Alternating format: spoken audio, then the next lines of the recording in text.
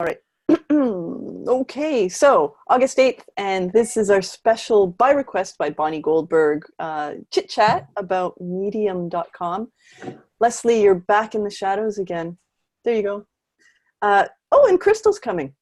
So the context is that Leslie and I have been on the medium.com blog I started in January posting once a week, and then by March was going virtually every day. And Leslie started around that same time, right around March? End of March. And then that first week I screwed up and nothing I wrote. Well, it was posted, but it wasn't earning money. Yeah, so the last week of March is when I started. And Leslie, how many stories have you posted since the end of March to right now? 100. And I can't tell you how many. Mine probably around 150, and I've pulled a lot of them down, which is part of the strategy we can talk about. Because, yeah. So, Bonnie, what is it that you really want to know? So Bonnie's also joined. Jenny, have you joined Medium already? How come we can't hear you? Now that I'm retired, and but I'm also trying to figure out strategically, like, when do I do that? Do they do that like in the month leading up to a book launch? Do I do that up in a month after a book launch? Do I do it now? I mean, like, I'm just trying to figure out, like, where does that fit in terms of a whole strategy? But I've been making notes about lots of ideas that I have, so I have a whole list of ideas. All right. And Bonnie, and Tony has also joined in the last little while and hit it out of the park with his very first story being curated, la-di-da. Curated meaning that the Medium editors, I think there are about 35 curators, chose it as one of the stories to profile in, was it family? The family topic? Yeah, I think it was it was about my father. Mm-hmm. Yeah. Crazy father. So Bonnie, what is it specifically that you wanted to find out about? Well, I guess one of my big questions at this point, one of the things I notice is that Medium evolves and it changes, and so things that might have been true a while ago might not still be true. So I guess the first thing I really want to know is, does it help? I mean, I know you can have different goals. Okay, my goal is to develop a readership, and so the two questions I have is, one, do you need to be published in a publication? Does that give you more readers and better chance of being curated, or is it just as good to publish your own when you want to? And that I'd be asking that as someone who'd be posting newly, not someone who's already developed. Right. And my second question, Well, let Leslie answer that, and then you can think of your second one. I think that's what you're saying, right, Leslie? You're ready to? No, my hands are sore. Oh. It's great, but I will answer that. That's fine. I've been cleaning moth stuff, right, for like a week. Good luck with that. We've got them too. Oh my goodness, it's so disgusting. Anyway, I think, Bonnie, when you first start, if you submit to publications, you have the benefit of their readership. If you have no readers, like Donna has probably 1,500 readers now. I think 25 actually. Oh my gosh, Donna! And I'm just up to 1,000 now. So I don't think you put anything in publications anymore. I do, because it gets me more views, So, but I think once you have 25 readers, they're going to be looking for your stuff. I think you could probably just publish it, and they're going to go, hey, this person I follow just posted a new story, so now I'm going to read it. But when you're starting out, nobody knows you. It'll just sit there in limbo, I think. I do. Sorry, I just lied. It's only 1,700. But yes, what Leslie said is true. Like when I started, I did the same thing. Publications, because they have readers and people will find you that way. And I don't now, because I have a different strategy, which is if you're in a publication, you don't have control over your story anymore. Like you can't just pull it out. They get upset. And I've started looking at my stories, and if they're not performing, I take them down, edit them, and repost them again. So stories that were not performing and not getting views and not making money, I take them down, I do them again. And I've got almost 100% success rate with doing that in terms of having them curated the second time And then once they're curated, making, anywhere from $10 to $30 to $40. Wow. So would you as a new person recommend, like, because you said something a while back that, like, when I was thinking, should I wait until the summer's over and whatever, and you said those first week or so or couple of weeks of blog posts are anyway going to be ones that I just will probably want to take down and repost as I'm gathering audience. Yeah, well, it's certainly, I don't know, let's see what you think. When your readers are still really low, then not many people are going to be finding it. Even if you're in a publication, like when I started, I was in publications and I was getting maybe 10 fans per story. And now I can show some stats, but That's okay. 10 is really low. 25 is about kind of my lowest, and it goes up to, I don't know, when I'm doing well, 100. So what would be the strategy for starting out? Because the two things I'm thinking about is, are there particular, I mean, if I'm not going to get that much anyway, do I just like, I got to know how to be specific about it. And how do you do it? If you're publishing every day, you're relying on the fact that when you send something to a publication, it's going to get published, right? Yeah, sometimes, I'll write 3 and post them because I want to have a couple of days off, and then nothing happens, and then all 3 get posted on the same day, and you don't have any control over that. If you publish yourself, you can schedule them to come out every day, like 1 a day. So, but if, like, I think at this point, the only things that aren't in publication are pieces that I've submitted to the human parts prompt, and that I've just submitted them under my own name, and but that is a publication, Leslie. Yeah, but I publish them myself, right? Oh, I see, right, and then they grab them. Because they won't pull them out of another publication. Yeah. Right? So, and those, I think there's 3 now. One made it in, and the other 3 or other 2, they actually have done really, really well, like really well. I'm like some of my better stories, which shocked me, right? So, but the problem I'm finding, Donna, is that they haven't been curated. They've done really well initially, but then they just die into nothingness. Yeah. Things that are curated, they seem to just keep bringing in readers consistently, so that's why I wish they weren't all in publications, because there's a couple I'd like to pull down and resubmit. I talked to one of the editors. She was perfectly fine, Michelle. So I've done that with a lot of my pieces that weren't curated with her. And I had one that I submitted it. I thought for sure it was going to get curated, and it didn't. And then I realized it was the one where I'm an editor of, that I put I didn't write about the video, like I didn't give it credit. So I quickly pulled it down, removed that video, reposted it, and it got curated in 2 topics. So I think that's all it was. So. Well, and Leslie just said something really important, Bonnie, for building your audience, perhaps. So there's kind of like, we have self-publishing. There are a few publications. One is called 1-to-1 Infinity. The other one is called the Partnered Pen, right, where you can just join that and become an editor. So you automatically get published because you are one of the editors. There are, I don't know how many people in 1-to-1 Infinity, probably several hundred. And the Partner Pen has 800 now. 800? No, I didn't see that. So the great thing about that is that people who are submitting to it also get to see when other members submit. We get an email, unless you turn off your emails, and I don't know that many people do, because you have to turn off all of the settings are in one email. So it's a great way. You still have full control. You can pull things out of the Partnered Pen.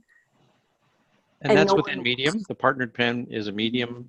It is a Medium publication, yeah. A Facebook group. Could you? Well, the Facebook group you have to be invited to. Oh, right. Oh, the Facebook group is MPP Friends, right? Right. Social. MPP Social. So there are a bunch of Facebook groups, which is the other way to build your audience, is join the Facebook groups, post in the daily threads. I can show you what it looks like, but they all say, post your story today. It's a huge time suck if you do it with integrity. That's my other question. Huge. How much time are you both spending in terms of building your audience? How much time are you spending on those websites, reading other people's and interacting? And how much of it is coming just from the things being up there?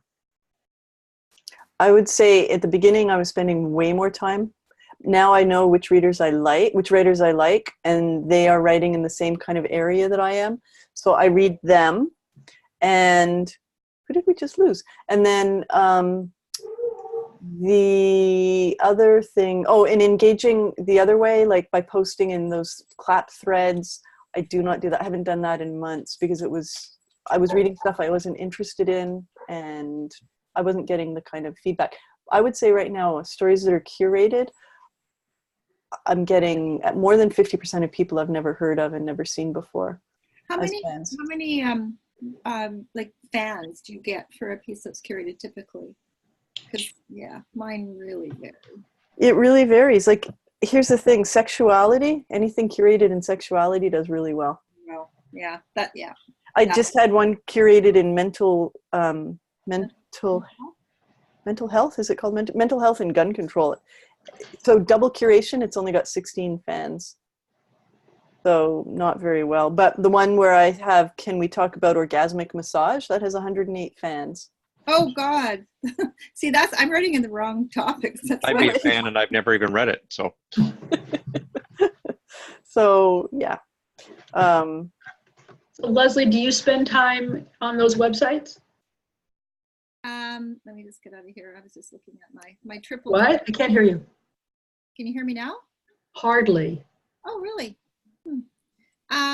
Way too much, which is why I've walked away for a month. It's been an entire day since I read stories and clapped and wrote something. So, I got to get through another 30 days because it's sucking all my time. It was sucking all my time. And I don't have the readers and the fans that Donna has because I don't write in those topics. It's like I just did a rough calculation yesterday and how many hours I put into this. I've made 800 Canadian in 4 months, which is way more than I've ever made from my writing. But I figured out between writing articles and reading and clapping and obsessing over my stats, I have probably put in at least 4 hours a day. So if you multiply that for 4 months, I'm probably working for less than $2 an hour. So it's not worth it. It's not worth it. I have a good solid fan base. The test will now be if I don't post anything for a month or only maybe 4 stories, I'm not going to lose them all. That's what I'm curious to see, or how many of them are really fans. I have a couple. I think I could probably say I have 10 super fans, my super fans, but the rest, I don't know. Yeah. It's like, what are you guys doing with your super fans? What do I do with them? I haven't put my email thing up there yet, but I chat with these fans. So one day, because I have one guy who just wants to read everything I write, just tell me when your book's published, just tell me. I'll send him an email. Hey, my book's published. You want to buy it? So I've sold one book from 1,000 people maybe. So yeah. That's what I was wondering is how do you convert that?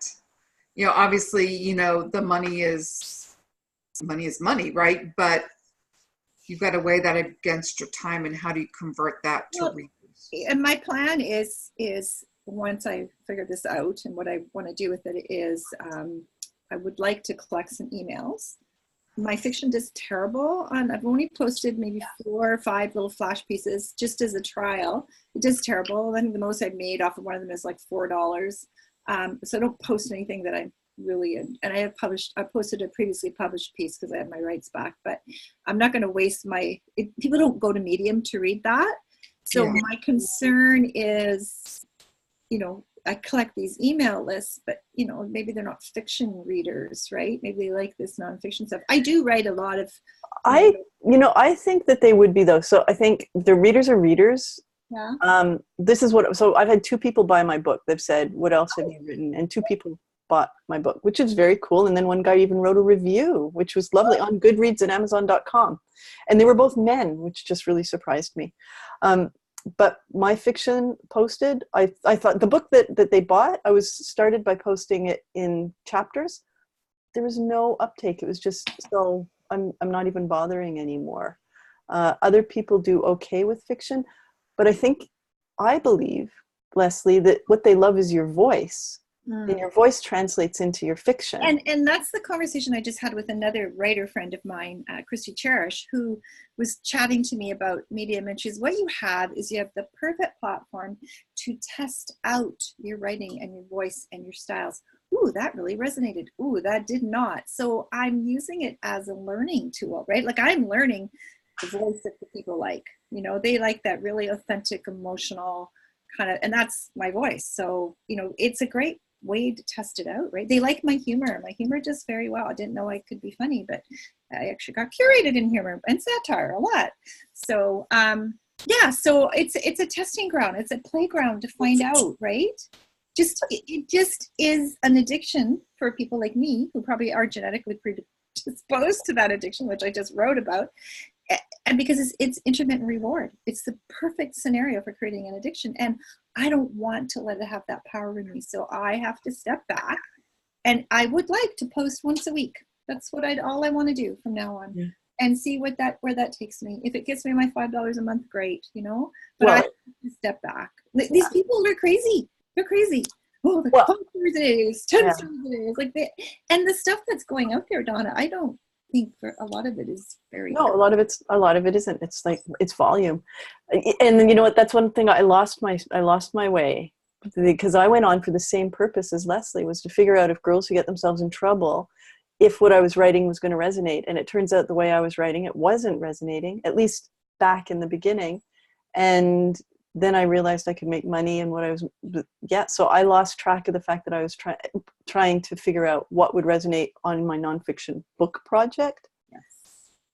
And then started realizing I can make money, and yeah, but it's not a loss. I mean, my voice is definitely developed. Yes. And I also know that if I'm going to write girls who get themselves in trouble, it can't be about this intersection of 3 things, because that just seems to, there's too much for people not to get mad at. So I can only make them mad at 1 thing, not 3 things, I think. Well, that's good. See, you learned something. I learned something. I did. But like you, I've stepped back. In the last week I published 1, the week before I published 1, and this week I've only published 1 so far, because it became stupid. And Crystal will kill me if I don't finish the thing I'm supposed to be writing, the book. That's why she's here right now. She's just checking in on you. No, it's because I'm thinking about how we could use Medium to promote our books, actually. But one of the ways that I have seen it be successful as far as audience building and translating that into sales is there's a bunch of nonfiction authors that I follow their articles. And it's like, let's say you have a book about your writing prompt book, Bonnie, for example. And what you're looking is to build an audience for that. So you have one free thing. You've got your little mini prompt book, or a teaser sample, or a 5-day email course with writing prompts, or whatever it is that you're giving away. And then you write articles directly related to the different areas that your book is dealing with. And you embed if you want more, if you want a free download of whatever useful tool you've made, click here. And then people can sign up to your mailing list from there to get your free thing delivered to them. And then you can also put at the end, in your bio and stuff, like author of Room to Write or whatever. So you can build that way, because then you're filtering from a sea of people into the ones who are interested in your specific topic area. How to do that on publications, right? No, you don't do it on publications. You just, there's a little piece of code that you'll get that you can just put in, or you could even just put it as text that say, sign up for my email here.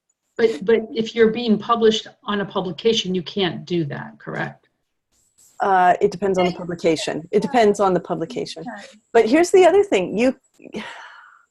I would say just get started, because, so there's this woman, Kiri Gray. I love her stuff. And when she takes everything that she writes, 90% of what she writes, and she puts it in her own publication, and it is just her publication. The difference between having a publication and just having all of your things on your regular page is that with a publication, you have the ability to send emails to everybody who follows your publication. So you don't have their email address, but you can promote to them. And you can't do that if you just have your stuff on your own page, and you can't do that if you've got your pieces in someone else's publication. I mean, Right. You can't say, hey, I've got, you don't get that access to be able to email those people. But you do if you have your own publication. I think it's a really smart idea to set yourself up with a publication right off the bat. She waited until she had 1,000 people subscribed to her publication, and now she's emailing them. And I get probably 6 to 8 emails every day from the publications that I'm subscribed to. And it drives me back to their places. Tom Kugler, that guy, is that how you say his last name? Doesn't bother you? You don't get mad about having to see all those things? Well, I don't know, because I have a special email address and they just go to that email address, and everything Medium goes that place. So I don't look at them until I'm ready to look at them. But it's interesting, Shonta Grimes is someone who's, Shannon Ashley, these are all people that are doing really well, and they all have their own publications and that's how they communicate with people. Shonta, through her publication, through the email list, has sold a course on how to become great at Medium. I don't know how well she's done that. 500 emails a day, though. I have to. Shonta drives me. Yeah, she sends like 4 a day, which I find really irritating. But Donna, like, if you have all these pieces posted, you can't take them down and put them in your own publication now, right? You have to start new and start fresh. No. If they're your own pieces, or they're in other people's publications. They're in all different publications, yeah. So now I'm stuck with So one of the things it sounds like you're saying is that if I'm going to that the 2 ways to go are to get published in other people's publications, and if I'm not going to be doing that, that I should only publish my own work in my own publication. I think you can do both, right, Donna? Yeah, I think you can do both, and use the the writers co-op. Like, I know you publish a lot there, Leslie. Writing cooperative. The writing cooperative, right? Sorry, the writing cooperative. I used to publish a lot of stuff. Their rules are nuts now. Well, I stopped about 2 months ago because I wasn't getting the views. I was getting no more when I was published with them than when I just did it on my own. So it's like, well, you're not giving me a benefit, and you're restricting my ability to do anything with this later. So I stopped publishing with them. But Bonnie, if that on my own. Yeah. What'd you say, Leslie? I think that's what I'm going to do. Right now I have about maybe 20 writing pieces, which are they're really good. Very well researched. I wish I could get them back. But I had my little kicker title, which is Writing Tips from a Writer in the Trenches. I'm just going to start my own publication. Yeah, you should. Because then I can collect them all there, I mean, new ones. I can't take. You know what? Like, you could also take the ones that you've got published over in the Writing Cooperative, edit them a little bit, give them a new title, give them a new photo, and put them in your own publication. Just leave them there, but do another version in my own. Exactly. Shannon Ashley does that. Like, great. You can see. Yeah. Oh, that's a great idea. Yeah, and that way you're not it's just an edit, so you make it, a little different. Great, I'm gonna do that. But Bonnie, what I would say is use the power of the publications that you have the control to pull out of, like the Partnered Pen, which is a really lovely community. You said you had to be invited to that. You have to be invited to the Facebook group. Right. Oh. You can just. But you know what? I'm a moderator, so I can just put you in there if you want to. So let me know. If you want to be there, I can do that for you. I learned a lot from the Facebook groups. A lot. Yeah, absolutely. I just don't want to, the truth is, I don't want to spend several hours a day on this at all. Like, I don't think I want to spend more than 30 minutes on it a day in terms of, besides, not the writing of it. I've collected about 30 pieces to be able to put up every day for 30 days or every other day for 60 days. And I do wonder if you have an opinion on that, if it's better to do one every day or one every other day. I don't have an opinion. I know people say you should do 3 a day, which is ridiculous. Well, I'm not doing 3 a day. Oh, no, I know. I know. But, it depends on your goal. I think that's the piece. My goal is just to gather audience and see what resonates with people. So do you think that it's a better thing to get the momentum in 30 and 30, or does it not really matter that much? Do you know?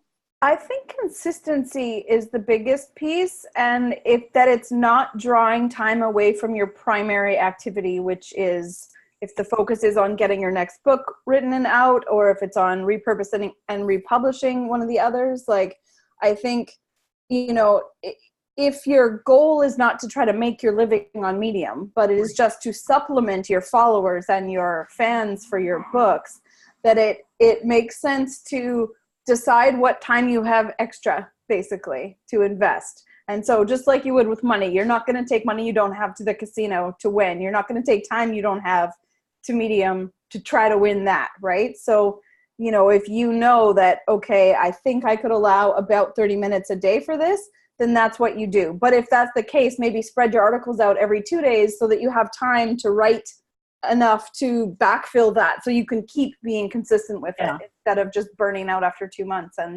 and not having that. So, and some people also find they can build a big base, like, so do an article a day for 30 days and then release one a week or something, just to keep That's what I'm going to do. some momentum. And so that's also an option. It just depends for yourself how long it takes you to prep the posts and how much time you want to spend prepping the next batch, whatever that's going to look like.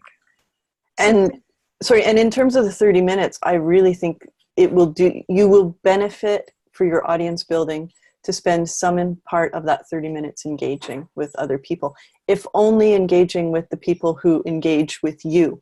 So, you know, when I first started, people who clapped for me, I would go to their profile to see what they'd written and see if there was anything that was aligned with what I was interested in, read theirs, clap for them, leave a comment, even if it was just really short, and relationships get built by that. Like, they really, really do get built that way. Can you explain to me what claps are? Because I can clap 1,000 times or twice. Like, you can clap 50 times. Right, but what does it mean? Social proof. It's social proof. But that's also how we get paid. It's part of the engagement process, right? It's not, and it's not clear that if you get paid more for 50 claps or one clap. People make all kinds of assumptions, but nobody from Medium has ever said. And I can tell you by looking at my data, because I'm really kooky with my spreadsheet, that even people who don't clap, who just read it, because Medium will tell you how many people have seen the post, how many people have read through to the end, and then how many people clapped for it. So if I look at, for instance, a story that has, let's see, I'm trying to see which thing I should look at. 20,000 view one. Well, I've got a couple that have got a lot, because I had 2 that went viral right at the very beginning, right in the middle when I first got curated. I didn't get curated for my first, was it 60 or 80 stories? I can't remember. Wow. Yeah, and I didn't understand why. And then when I sent them a note and said, how come I never get curated? Suddenly I get curated. Getting read. That was your question, because that was my question. Like, I was wondering if you're right, the curators weren't even seeing it. I was getting a note saying the curators didn't see it. So there was something flagged. High demand. They didn't but here's the thing. So this one that went viral, Happy Birthday Daughter, had 17,000 views. Oh, crap. 7,900 reads, but only 218 fans. But it has 218 fans, and that one. I never had that many fans. Well, it got picked up. It's made $135, and for that many fans, that means that for sure, that means that the ones that are reading are also contributing money, even if they're not clapping. Yeah. So, but not all of them. Like if it's Google, it's probably a lower amount. Yeah. Like if it gets picked up by Hot News or whatever, those people aren't paying members, so you're not going to get any money off those views. So you might have a huge amount of views, but it doesn't necessarily equate to a huge. Well, and you wonder, I wonder if maybe there isn't something that's related to affiliates. You know, like if they've read your story and then they join, maybe you. Who knows? Who knows? Well, the article I read about the clap stats were also saying like the more people clap, like there's like a bell curve for it, like that it's actually slightly standardized. So if the same people are always clapping super high, they skew that slightly less than if new people are clapping for you. His money will be distributed differently than someone who claps 500,000 times, right? But we're only distributing that little bit of money that we pay. That $5. Yeah, it gets distributed by all the. Anyway, it's the point. But the big thing, Tony, really is social proof. It's really, like you get 1,000 claps and it looks like it's a popular story. Right. Okay. It's basically your author rank on Amazon. Like if we're sort of equating it, it's like it seems like that's sort of how it relates. I don't know. Maybe not, but like your page reads, you get paid for in KU. Right. Yeah, but I mean, but I can't read the same page 100 times to so the claps seem to kind of artificially inflate the numbers, and that's why I couldn't quite understand. Like I can see you liked it. That's great, 1-to-1, but yeah. No. Yeah.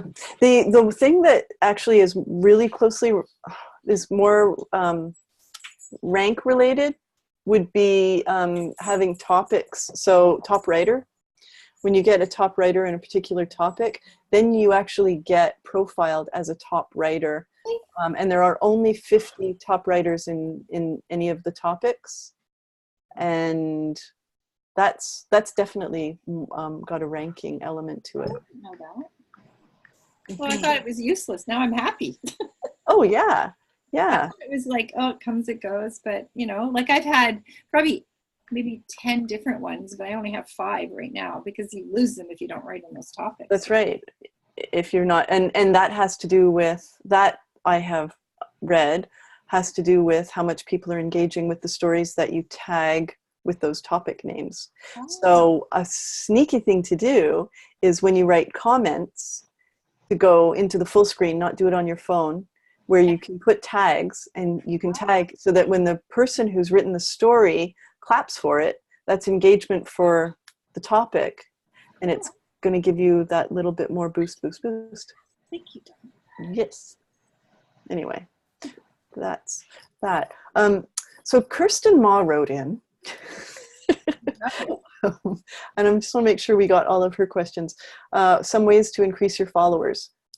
Join Facebook groups as much as I hate Facebook groups, but if you join them and just post in the daily clap. Strategy for submitting to publications. I think we've done that. Which publications do you recommend? It depends on what genre you're writing in. And I would go to, there's a site called manystories.com. That is another place to get readers. It's relatively new. I think it's still in beta. And you can submit your stories there. And it's a kind of a sub-site, a promotion site for Medium specifically. And the guy who started it also has another site which lists all the publications, and it is called Smedian, Smedian. And that one is where you can find a list of all the publications. So smedian.com. Can you post that in the? I can. Post that in the chat. I will. Yeah. So there's that one. That's where all the pubs are. And and when I first started, I think I've been accepted to write to 25 or so publications, and I was looking at all the big ones. I wanted that, like the Writing Cooperative and P.S. I Love You, which are 2 of the big ones. And noteworthy. The startup is crap for me. I've been invited, doesn't do anything. Nope. The smaller ones, there's one that's for humor called 1 Minute Wit, and another one that's Happy Space Cats. Mm-hmm. I do way better on those. And they have much smaller readerships, but they have much higher engaged readers. Mm-hmm. So here's the other one. The Many Stories. This is kind of like after you post a story, which I don't always do, you would do well, and I've actually found that this is helpful. You post your link there as well, and it's a place where people go to find more stories. So that will drive some traffic to you as well. Do you use Many Stories, Leslie? Yes, and I posted a bunch, and then I kind of forgot what it was called. I didn't do it. So now I'm going to go back while I'm off. I might as well stick them there, and maybe I'll get some engagement, right? Yeah. Here's a brand new Facebook group link. This is Medium Dreamers, and it was just set up as someone invited me to that. I think it was Kat or something. Probably, yeah. So I have to rethink my strategy here. So I don't have an author Facebook page yet, and I'm obviously made a decision to use a pen name. So all those things that I've joined on Facebook as me, like the Historical Novel Writing Society and 10-Minute Novelist and all those, I need to go back, create a Facebook author page, and then engage in those places with my pseudonym, right? Crystal, what do you think? I was just looking up if they let you join a group as a page. What are you in Facebook? Yeah. Or if you have to be your profile engaging with a group. Yeah. Oh no, they did change it. So now Facebook pages can now join Facebook groups. Yeah, Didn't used to be allowed, but they apparently last year changed that. So that's Well, good. I mean, I could always just be Jenny Lang. I mean, I have an email associated with my website where I am that person. You want 100% consistency if you can get it.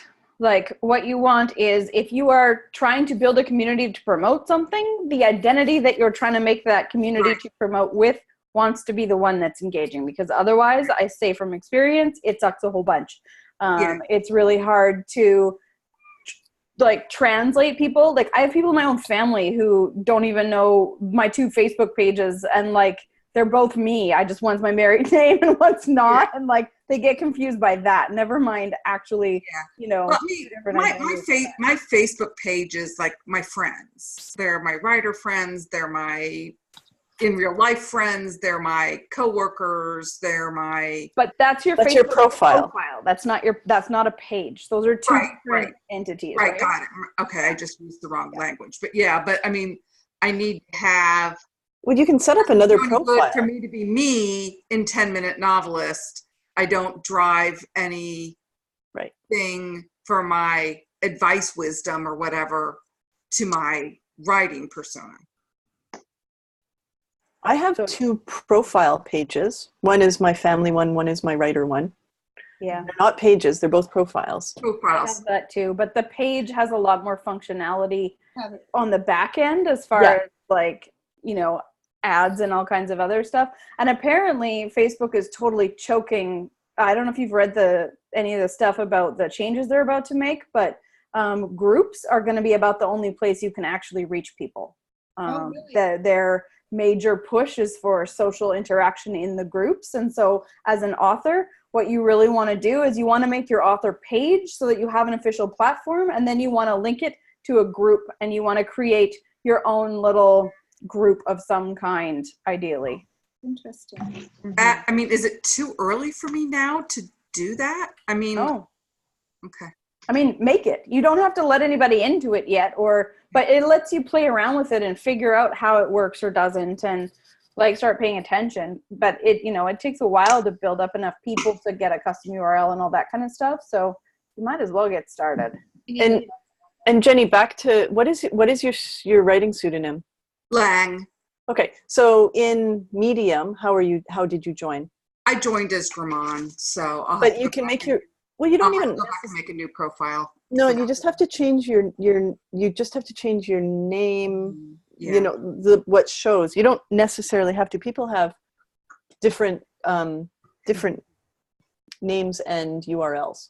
I'm just slow in figuring out my split personality. Yeah. Well, and Bonnie, you're going to have a split personality too, right? Yeah, I'm going to be doing it all under a pseudonym for now. Mm-hmm. Mm-hmm. Well, I just, the whole big thing for me about the pseudonym is that if you Google me under Gramon, you find my house. Yeah. You can. Oh, because you're in the States. Yeah. Oh my God, that's right. We just Googled somebody in my family and found all manner of things about them. Like outstanding legal It's not action. that way for you guys in Canada? No. And you know what's kooky? Sorry, total aside. Only my family who live in the States are listed as family to this person. I'm not. My brother isn't, because we live in Canada that don't even have Canadians. Yeah. Yeah, you can find out all. Yeah, that's horrifying stuff. Yeah. So. Good. Yeah, so that's why I decided to do this pseudonym. So I've got to start to get those things split, so it's not so easy to find. Yeah. The back. So. So in terms of strategy for Medium, Bonnie, you want to build community. I want to build readership community. That's my, and I just want to be, yeah, I just want to see if there's people who want to like engage with me about what I'm writing and what interests people and what doesn't. And I would love to be strategic and, you know, experiment with having a freebie that I can embed and doing these articles so that I can gather some people together so that when I do release Room to Write as an ebook, I have some people besides this wonderful community here to let know that it's out there and maybe engage some people to buy it, or you know, or post it for other people that they know that are engaged. And I have several subject categories like that. I mean, there's the writing books, I have some other things, some other topics that I have materials that I'm working on to create, but I'm not going to wait to post until those materials are created because I think that's just silly. Yeah.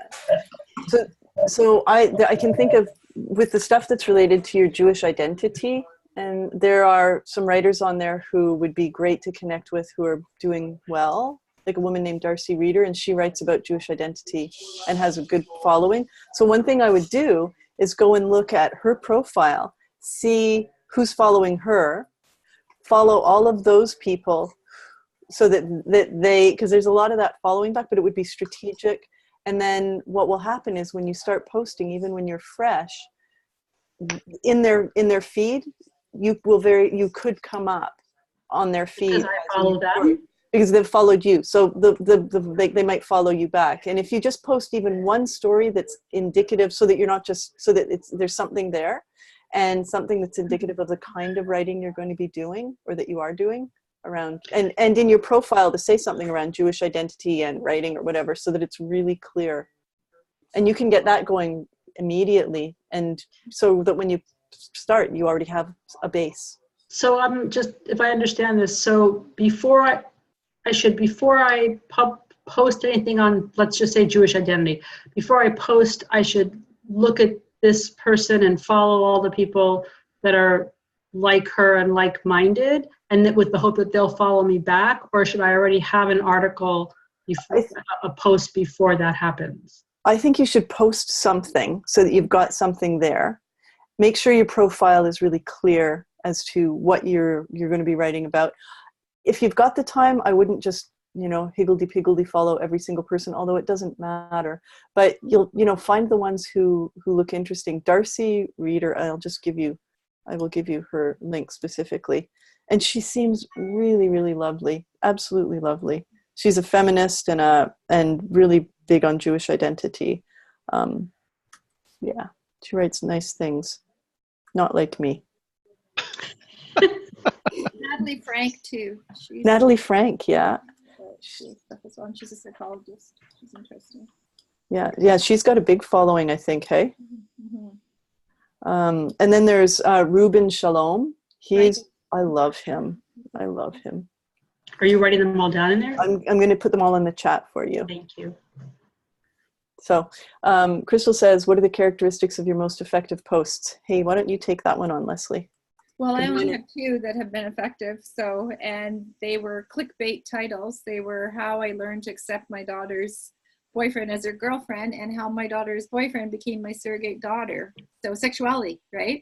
LGBTQ and sexuality. And they were, I think I had my highest number of fans for anything was 117. I don't get a lot of fans. Like if I'm lucky, like I get some around 60 or 50, a few around 100, but I don't. Same, Leslie. Most of them are around 25, 30.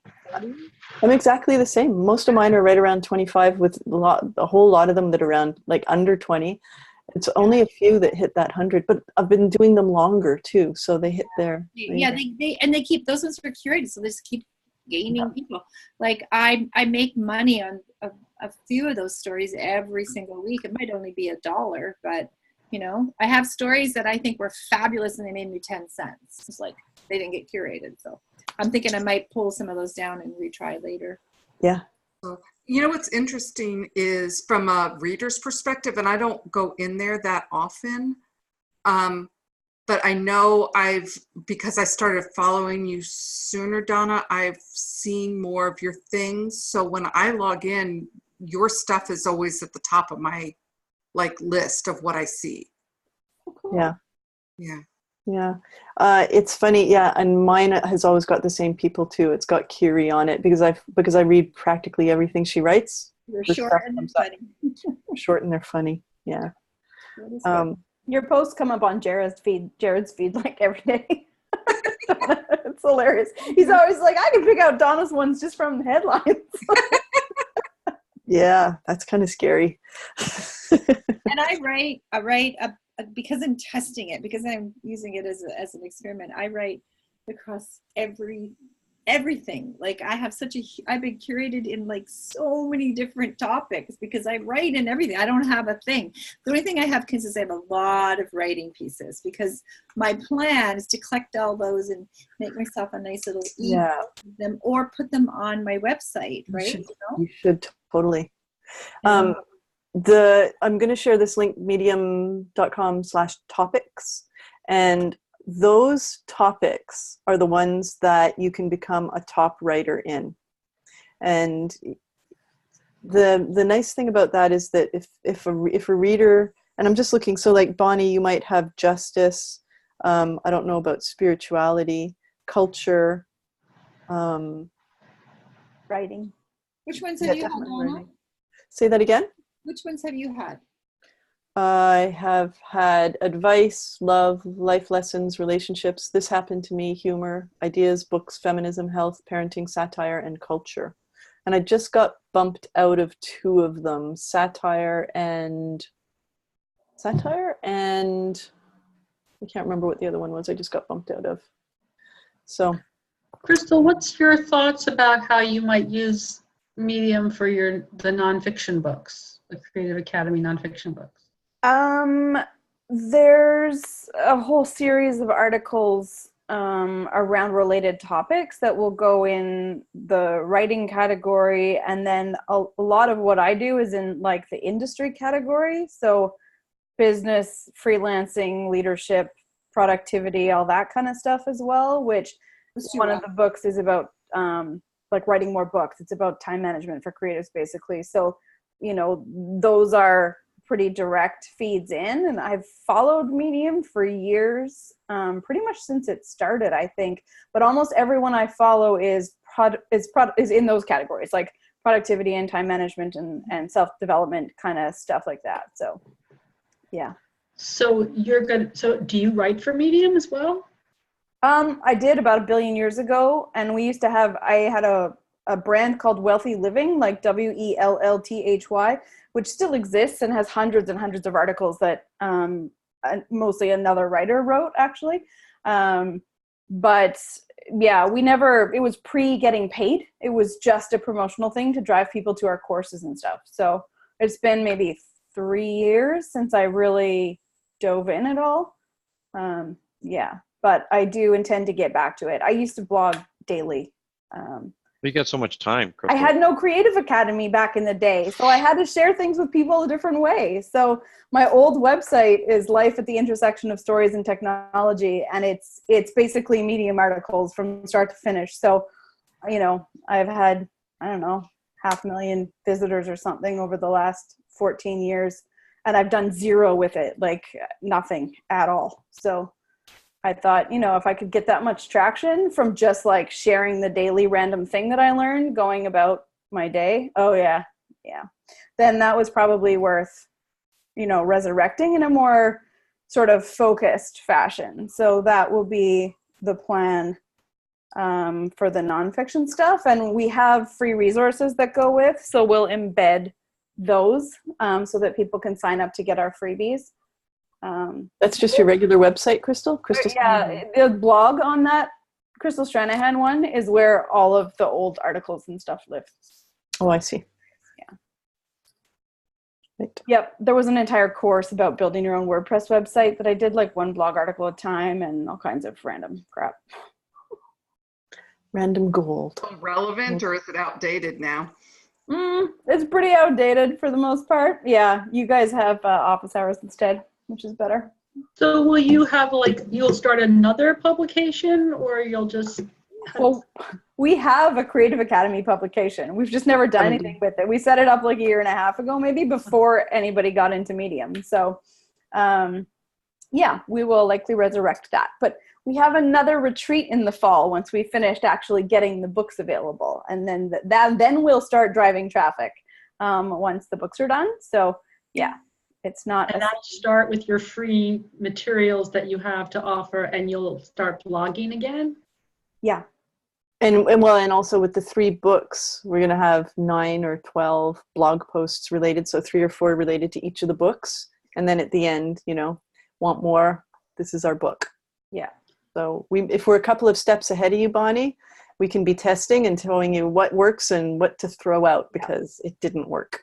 Just stay a month behind us. So watch for the TCA Medium publication coming in October, maybe, to a computer near you. Yeah. You guys are going to be presenting all the stuff at Surrey, right? Yep. Yeah, that's happening. And you guys will be lucky enough to get the opportunity to advance purchase some of our books if you want to pre-order, of course. So, stay tuned. Okay, more Medium questions. Right. Kirsten asked if anyone has shared our fiction, so we've already answered that. Yeah, like Jim, James, what is this? James Finn does really well with his fiction, but he started outside of Medium and brought his people into Medium. So that's how He's also got a very niche audience too. He's a very niche, which is LGBTQ. Yeah. Yeah. So, okay. What else? Other questions? Tony, what do you want to share? Because you've been in here. Well, I feel like I'm blind. Like I've created some articles, I've tagged them, posted them, and I think one or two got curated. Two. Okay. Yeah. And so I've got some ideas. The one I just did, which was about writing in coffee shops, I thought was going to be, it's actually more factual for the white noise in coffee shops from creativity point of view. And I got very few views, and I don't think any claps and no fans. So I was wondering, did I post it correctly, or, you know what? I read it when it was not in its published form. I was going to say, but I read it. I would have clapped. So you know what I would do is I would pull it down. Okay. I'm just looking. So if you go into your stats, Dad on the Beach. Yeah, part of it is I'm a bit blind. It's like the claps. I go, what the hell are the claps? I could see you clap, but I go, why are you? Does I clap more? Can I clap for myself? Does that, Yeah, so only 2 people have clapped for it, and I did clap for it. Thank you very much. And then media vs reality. So to take it down, I'm just opening it up right now. There are 2 things you can do, and you know what I was taught to do, and I'm not going to do it anymore, is you can delete the story, but then it becomes this line in your stats which says this story's been deleted, and you don't have any record of it. So what you can do is you can make it invisible, or what is the word? It says I can hide responses. That's all I can do. I can hide responses. You should be able to go in. Let me find a story that I can hide, or we can do that after. But you can hide it so that it's unlisted. That's what it's called. Make it unlisted. Make it unlisted, and then you still have the stats.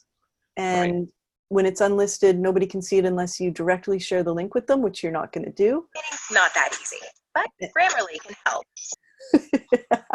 And sorry, that makes me. I think what I want to do is change the name, because I think the article, I got to look through the article. I spent some time on it. And it doesn't have a picture at the top, isn't it? What happened to the picture? So there's all kinds of weird. Oh crap. Okay. And it doesn't have a subtitle. So what I would do is take it down, make the header title cap. I don't understand why, but that is the best practice on Medium, is title caps for your header and then sentence case for your subhead. You've got the tags coffee, writing, Starbucks, creativity, and creative writing. Those aren't tags that are going to get you curated. Right. So go to the page that's Medium/topics and Right. see which of those topics are curatable, and then choose those. So culture might be one. Writing, I think, is one. Yeah. Of the Okay. curated. Psychology. Yeah. I would say those three. Throw sexuality on. No. Okay. Now I see. I can.